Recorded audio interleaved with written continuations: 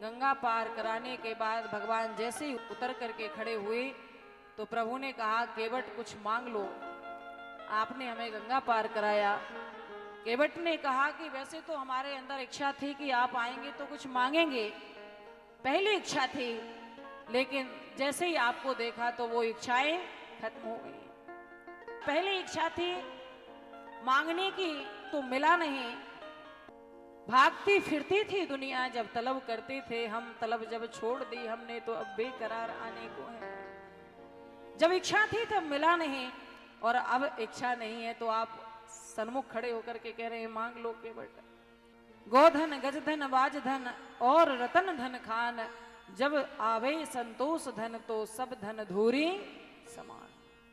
आज संतुष्ट हो गए भगवान को देख करके केवट, और भगवान को देख करके संतुष्ट होकर के कहते हैं, केवट जी कहते हैं कि मुझे कुछ नहीं चाहिए। भगवान ने कहा नहीं नहीं केवट, कुछ मांग लो, मैं आपकी नौका में बैठा, आपने मुझे पार किया। केवट ने कहा भाव बदल गया, पहले तो भाव था कि कुछ मांगूंगा, लेकिन अब भाव बदल गया। क्यों?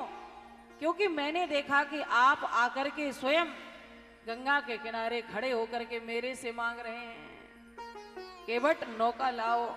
मैंने देखा कि आप मेरे से मांग रहे हैं और जो मेरे से मांग रहा है बदले में मैं उससे क्या मांगू भाई।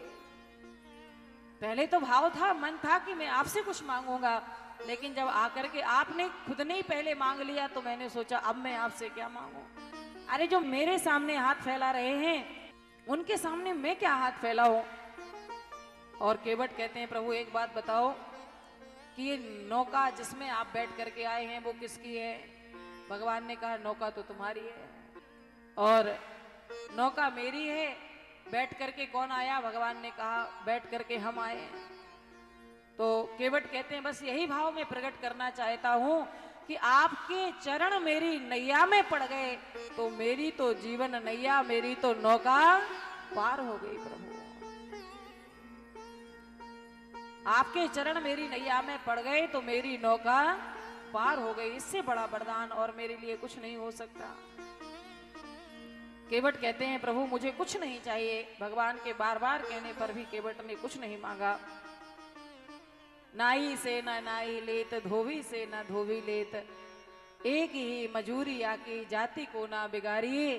प्रभु आए आप मेरे घाट पार मैंने उतार दिया, जब मैं आऊं तुम्हारे घाट पार मोहे उतारियो। आज आप मेरे घाट पर आए, मैंने आपको पार कर दिया, और जब मैं आपके घाट पर आऊं तो आप मुझे पार कर देना।